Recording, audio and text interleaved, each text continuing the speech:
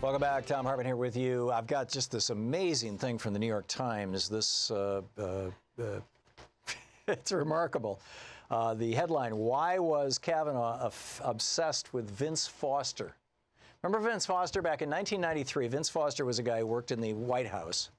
He was suffering from severe clinical depression, which was well documented by his doctors. And he went out and shot himself in the head, committed suicide. They found his body, and, that was the end of that. Until the Alex Joneses of the right got a hold of it and said, oh, no, he was murdered by Hillary Clinton. We all know it. And somebody went to Ken Starr, who had investigated this in 1997. Now, this is 5 years later, right? 4 years later. In 1997, Ken Starr investigated the death of Vince Foster and concluded that it was a suicide. And somebody went to Ken Starr and said, why don't we get hair follicle samples from Vince Foster's daughter so we can find out what was really going on? Let's open a full-fledged investigation. We have reliable sources on this. Reading from the article. But shortly after the Senate report, this is the Senate report saying, Ken Starr killed himself. He was suffering from depression. Shortly after the Senate report was released, Mr. Kavanaugh convinced Mr. Starr to reopen what he called a full-fledged investigation of this Foster matter, telling his colleagues as justification that, quote, this is Brett Kavanaugh speaking, we have received allegations that Mr. Foster's death related to President and Mrs. Clinton's involvement, end quote, in Whitewater and other scandals. And who were those unnamed, presumably reliable sources that Brett Kavanaugh was quoting? Yeah, it was the Jerome Corsi's of the world. It was the right-wing crazies. This guy has been, yesterday I said, and somebody called me up and said, how dare you say that Sonia Sotomayor was out as a Democrat? I said, Brett Kavanaugh has been a right-wing hitman. He's been a Republican operative for years. He worked in the Bush White House. He helped coordinate the lawsuit in 2000, Bush v. Gore, where George Bush claimed before the Supreme Court that he would suffer irreparable harm if the vote in Florida was recounted. And in fact, we learned later he would have. He would have lost the White House because Al Gore actually won in Florida. Brett Kavanaugh was in on that. He was part of that. This guy's been a Republican hitman forever. Anyhow, let's pick up your calls. Paul in Woodinville. Hey, Paul, what's up? Well, Tom, you were talking about a conspiracy with regard to this Brett Kavanaugh nomination. I think there's a conspiracy that goes back to the death of Antonin Scalia. I'm not talking about his death, but the stonewalling of Merrick Garland. Yeah. If you look at this, what sense does that make? And look at the timing, February 2016. At that point, Mitch McConnell, everyone pretty well knew that Donald Trump was going to be the nominee for the Republican Party. So if you're looking at Merrick Garland as the nominee for the Supreme Court, unless you knew something, and I think Mitch McConnell and many in the Republican Party did know that there was collusion and interference by Russia, why wouldn't you just at least give Merrick Garland a hearing and say, I'm sorry, there's too many reasons. And the reason they didn't say that is because there was no reason. They didn't give him a hearing because they had no good reason to say no. This is why Barack Obama picked Merrick Garland, is because he went to Orrin Hatch, who is on the Senate committee here, and we've been hearing from him for a couple of days.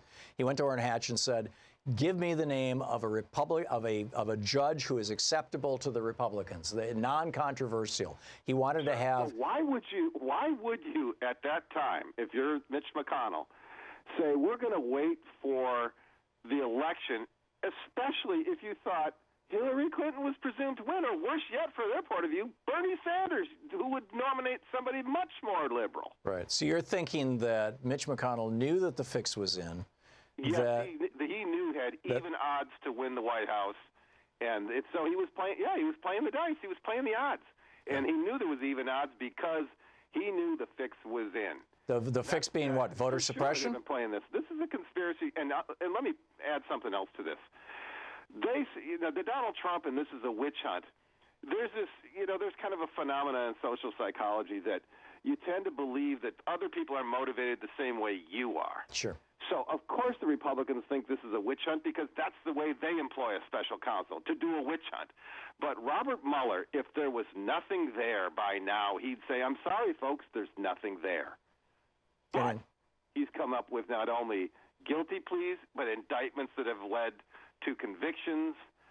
There's something there. There's a there, as they like to say in Washington, D.C. And the there is, I think, there's a huge conspiracy here. And that for collusion and so the big question, Paul, then is: did Mitch McConnell know that the fix was in, and the extent to which the fix was in? Keep in mind, in Wisconsin, I believe it was over 200,000 or 150,000 people were purged from the voting rolls just before the election. In Ohio, it was over 200,000. In Michigan, it was in the neighborhood of 200,000. In Pennsylvania, it was a couple 100,000. Did Mitch McConnell, and was that the fix that Mitch McConnell knew about? Or did it have to do with electronic voting machines? Or did it have to do with something else? I mean, what exactly was the fix that was in that McConnell knew about? Or was it Russian collusion? That's what I think Robert Mueller will be able to tell us. But he knew his back was against the wall. If you were expecting to lose the election, why would you burn that much political capital? Take a bird in hand. Merrick Garden was a bird in hand. You don't wait to see who Hillary Clinton or possibly Bernie Sanders would nominate. Yeah, I agree with you, Paul. I agree. Thank you for the call. And the question is, why would he burn through that much political capital? Why would Mitch McConnell get a huge black eye for doing something that had never been done when Hillary Clinton would come along as president and nominate somebody even more progressive than Merrick Garland? Because Merrick Garland was not a progressive. He was not even a Democrat. He was a Republican. So, anyhow, good questions all. Daryl in Denville, New Jersey. Hey, Daryl, what's up? Hey, how are you? Good. What's on your mind? A couple of things. The first is, I think it was DNI Coates that wrote that op-ed. Yeah, it appears to be Chris Matthews' theory too.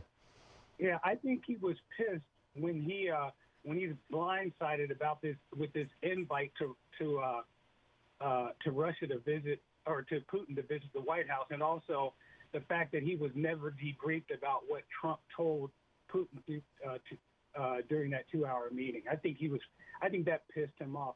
And also, I think that makes a lot of sense. And maybe he and maybe Mattis and probably are the two that want to maybe preserve what appears to be a good reputation without repudiating Trump's agenda. So they basically saying Trump's agenda is good, but Trump is not. And so this is a way for them to sort of like split the baby into two, I guess. Yeah. The other thing is, I'm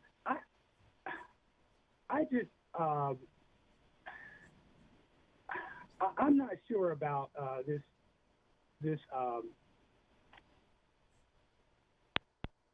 Yep. We just lost our caller. Bill, in Negotia, Indiana? No. No, I'm Bill from Sunrise Beach, but I'm in Goshen, Indiana, picking up a trailer. Oh, in Goshen. Okay, cool. What's up? Yeah. So I think what we're in also is what Star Trek would call a political Kobayashi Maru. Okay. We as outsiders are in a no-win scenario. I don't know what that means. Tell me. The Kobayashi Maru was a no-win scenario test that you will fail, but it's a test of character. There's no way out. No matter what you do, the test is designed to make you fail. Okay. So there's no win. And that's what I feel we are in when you look at Trump-Pence. Well, in that case, this morning, when Cory Booker stood up and said, you can kick me out of the Senate if you want, I'm going to break the rules and release these documents, he passed the character test. In that sense, but what does it matter who's in charge ultimately? We got what's going on now. Trump's in charge. He's being called out, and Melania says, watch out, there's consequences. Right. If Kavanaugh gets confirmed before the election, there's the no-win scenario. Then Trump, if Pence takes Trump's case, he can do whatever Trump was going to do and say, I pardon myself. Kavanaugh goes along with that or goes along with Trump. Yeah. No, if Pence becomes president, he's going to pull a Jerry Ford. I absolutely predict that. He's going to pardon Donald Trump.